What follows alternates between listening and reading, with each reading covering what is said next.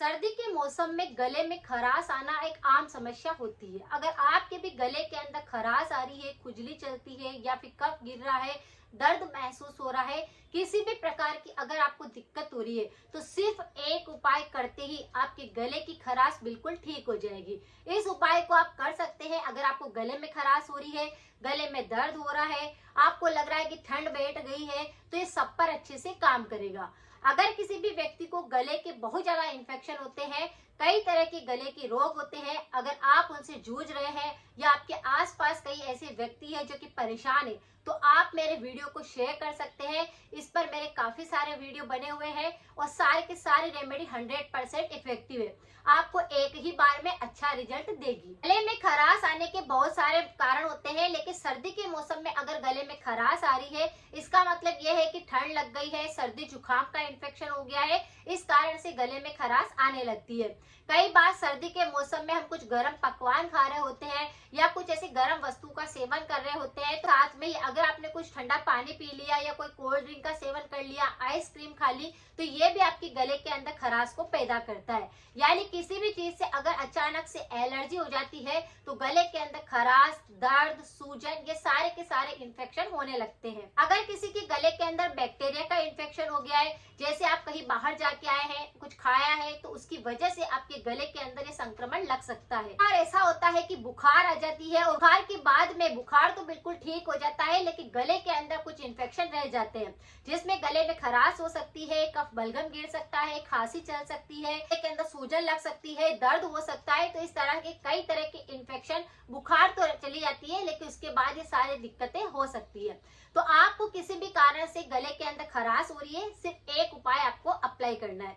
वैसे आप सब जानते हैं कि अगर गले में कोई भी इन्फेक्शन होता है तो हमें गरारे करके पहले गले को डेटॉक्स कर लेना चाहिए, ताकि जितने भी बैक्टीरिया है, कोई एलर्जी है, तो वह पूरी तरह से सही हो जाए।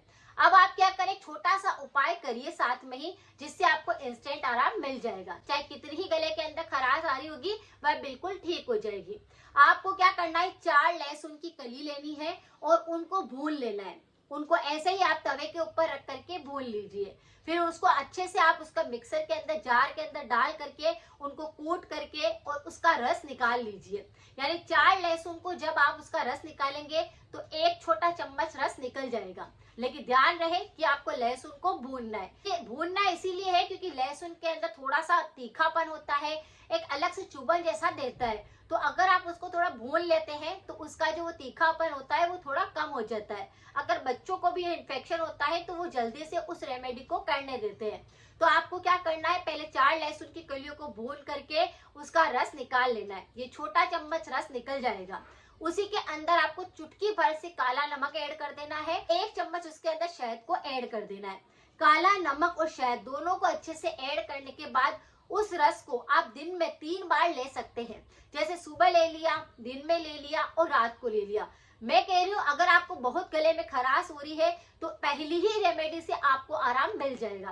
पहले आपने गले में अच्छे से गरारे करके गले को साफ कर लिया, फिर इस रेमेडी को आपने अप्लाई कर लिया, तुरंत ही आपको आराम मिलेगा।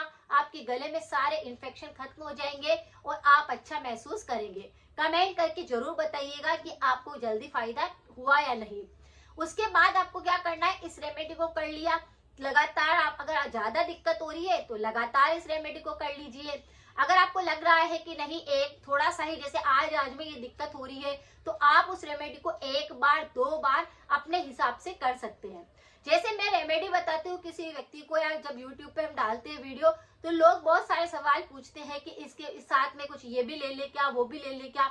तो इस तरह बिल्कुल ना करें। गले संबंधित रोगों पर मेरे काफी सारे वीडियो है और लोगों को 100% आराम मिल रहा है। यानी कि सारी की सारी रेमेडी 100% वर्क कर रही है। अगर आपको बहुत ज्यादा खराश हो रही है तो इस उपाय को लगातार करिए।